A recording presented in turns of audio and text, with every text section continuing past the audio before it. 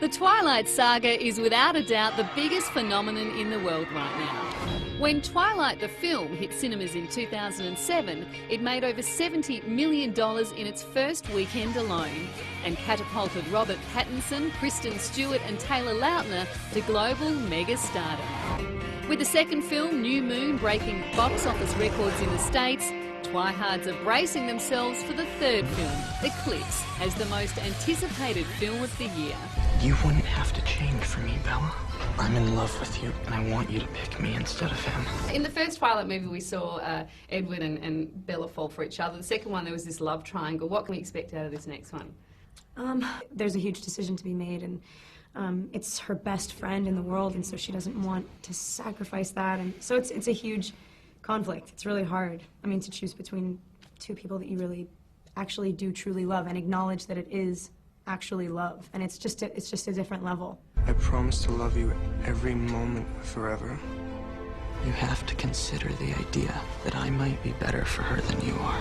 I was reading a lot about this tent scene that's coming up in this movie. What can we expect out of that? For me, it's the first moment that Jacob and Edward are actually able to like connect and just level with each other. Yeah, actually talk about things. While you're wedged in the middle, or you know, I'm pretending to sleep, like pressed up against his 108-degree chest. Gosh, that would have been hell. It's funny though, because it would be every girl's dream, but for Bella, it's like an absolute nightmare.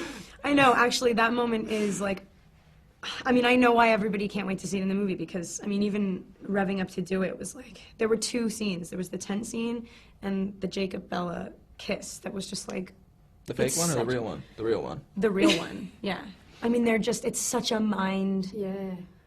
Like, I don't know, it just toys with you because it's so against everything that she would... Right.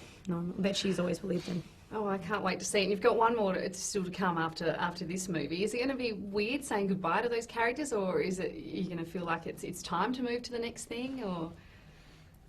I always get sad. Yeah, absolutely. Yeah. I think it'll definitely be sad. I mean, we've all grown so close, and it's kind of just a normal part of our lives now. It's going to be so weird to not have another one. Yeah, exactly. Yeah. Why do you think people are so obsessed with the whole sort of Twilight phenomenon?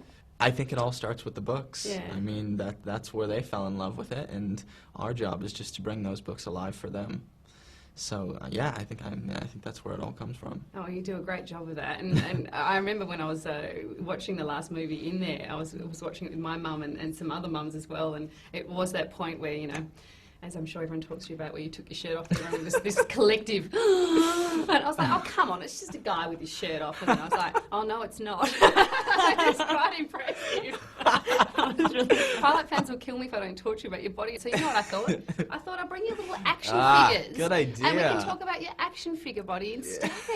It's not as buff as you. It's not, that's what I thought. It's not as defined. I think the face is pretty impressive.